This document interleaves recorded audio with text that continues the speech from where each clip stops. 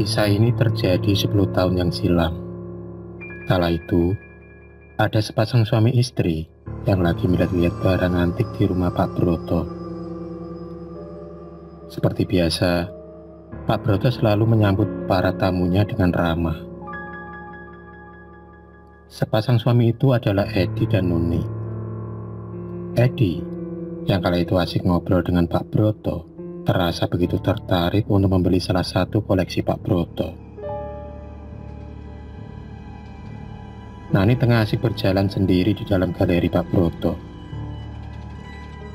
Ia berjalan sambil melihat satu persatu barang-barang yang ada di ruangan itu. Sampailah pandangan mata Nuni kepada sebuah cermin. Entah kenapa, seolah hati Nuni langsung tertarik dengan cermin tua itu. Nuni pun melangkah mendekati cermin yang tertempel di dinding itu. Seolah terkena pengaruh hipnotis, Nuni seakan merasa sangat ingin memiliki cermin itu. Nuni pun melangkahkan kakinya mendekati suaminya yang tengah ngobrol dengan Pak Broto. Dan ia pun mengutarakan keinginannya untuk membeli cermin yang dia maksud. Edi pun menuruti keinginan dari istrinya, dan dia menanyakan harga cermin yang dimaksud istrinya kepada Pak Broto. Mereka bertiga kemudian melangkah menuju ke cermin yang dimaksud oleh Nuni. Sesampai di depan cermin, Pak Broto menjelaskan asal-usul dari cermin tua itu. Pak Broto mengatakan, cermin ini pernah dibeli seseorang. Namun, setelah 40 hari, cermin ini tiba-tiba sudah kembali lagi di tempat semula. Kelihatannya ada yang aneh dengan cermin ini. Apa kalian masih ingin membelinya? Tanya Pak Broto kepada mereka berdua. Kesepakatan pun jadi. Harga yang telah disepakati pun tercapai. Mereka berdua kemudian meninggalkan rumah Pak Broto setelah membayar cermin itu. Mobil Edi segera meninggalkan rumah Pak Broto. 1 jam perjalanan, sampailah juga Edi dan Nuni di depan rumahnya. Mereka berdua kemudian segera turun dari mobil. Edi kemudian membawa masuk cermin itu ke dalam rumah. Sesampai di dalam rumah, mereka berdua segera membuka kertas pembungkus cermin yang baru saja mereka beli. Terlihat sebuah cermin tua yang sangat unik, tapi terlihat begitu aneh. Segera Edi memasang cermin tua itu di dekat ruang tamu.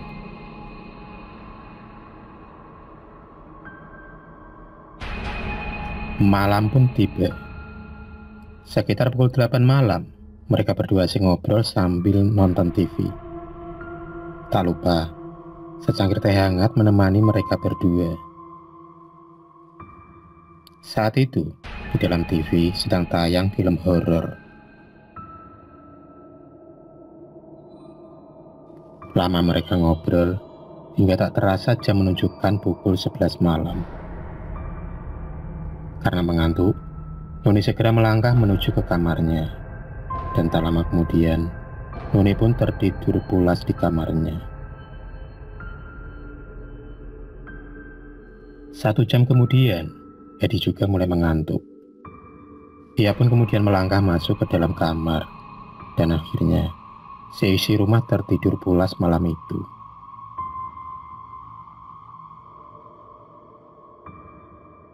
Malam pun semakin larut. Masih terlihat sebuah cermin tua yang baru mereka beli. Saat itu, ada sesuatu yang aneh di dalam cermin itu. Benar saja, sesaat kemudian terlihat sosok wanita yang perlahan keluar dari dalam kaca cermin itu. Rambutnya panjang terurai dengan muka yang sangat pucat. Terlihat sosok wanita itu mengamati seisi rumah.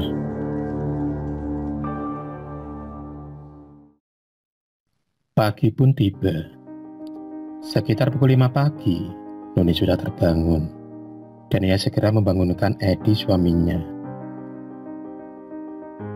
Nuni kemudian melangkah menuju ke ruang dapur untuk memasak pagi itu. Sementara Edi segera melangkah ke kamar mandi. Hari ini, ia ngantor agak pagi. Pagi itu, Nuni kelihatan gembira. Sambil memasak, ia penyanyi lagu kesukaannya. Saat itu, usia kandungan Nuni baru berjalan 4 bulan. Ini adalah kali pertama Nuni hamil, makanya Nuni sangat bahagia dan gembira.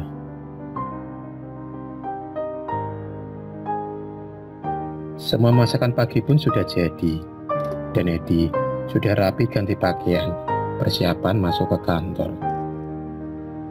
Selesai memasak, Nuni kemudian melangkah ke kamar mandi untuk segera ia mandi pagi.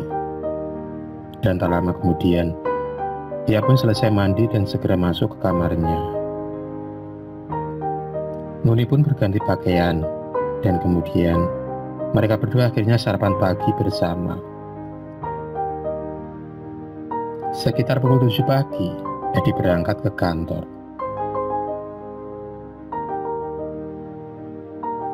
Pukul 11 siang, Nuni asik membaca buku di ruang TV. Ia tengah asik dengan buku kesukaannya, buku tentang ibu hamil. Maklum, ia memang sangat menunggu-nunggu kehamilannya ini. Malam pun tiba. Nuni lagi sendirian di dalam rumah. Edi, suaminya belum pulang dari kantor. Katanya ada rapat malam itu. Saat Nuni lagi asik-asiknya nonton TV, tiba-tiba ia mendengar ada suara-suara yang memanggilnya.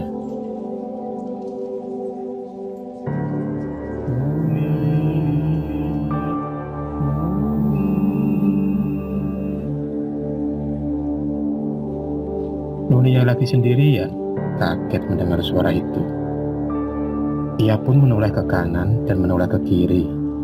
Namun, yang ia lihat tak ada orang satupun.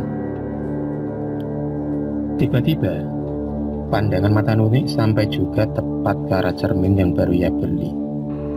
Terlihat sosok wajah wanita dengan muka pucat di dalam cermin. Nuni kaget tak percaya dengan apa yang dilihatnya. Berkali-kali ia mengusap-usap matanya. Dan kali ini, sosok wajah yang ada di cermin itu pun menghilang. Karena ketakutan, Nuni memutuskan untuk masuk ke dalam kamarnya. Sebentar kemudian, Nuni rebahan di kasur dan malah ia ketiduran. Rupanya Nuni bermimpi. Dalam mimpinya, Nuni sedang berjalan sendirian. Tiba-tiba, ia dikagetkan dengan sosok wanita misterius yang tiba-tiba ingin mengambil bayi yang ada dalam kandungannya. Nuni yang ketakutan berlari menjauhi sosok wanita itu. Namun, setiap kali Nuni berlari, ternyata hantu wanita itu selalu berada di hadapannya. Dalam ketakutannya, tiba-tiba Nuni mendengar ada suara pintu diketok. Nuni pun terperanjat terbangun, dan ia baru sadar kalau ia telah bermimpi. Nuni segera melangkah keluar dan membuka pintu rumah. Rupanya, Mas Edi, suaminya, yang baru pulang malam itu. Nuni segera memeluk suaminya. Sementara Mas Edi, yang melihat ada sesuatu yang aneh dalam istrinya, segera menanyakan kepada Nuni ada apa sebenarnya. Mereka berdua pun segera melangkah masuk ke dalam rumah. Nuni kemudian segera membuatkan teh hangat kesukaan suaminya. Dan kemudian Ia menceritakan apa yang telah ia alami malam itu. Noni pun menceritakan suara-suara aneh yang ia dengar dan mimpinya yang baru saja ia alami.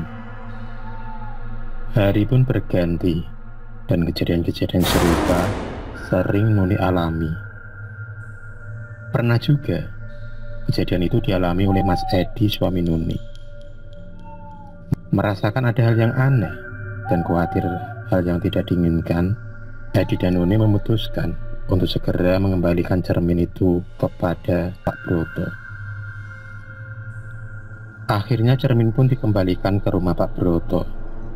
Setelah cermin itu dikembalikan, kehidupan Edi dan Nuni pun kembali normal tanpa ada gangguan-gangguan makhluk astral lagi. Ternyata cermin kuno itu memang ada penghuninya, penghuni sosok makhluk astral.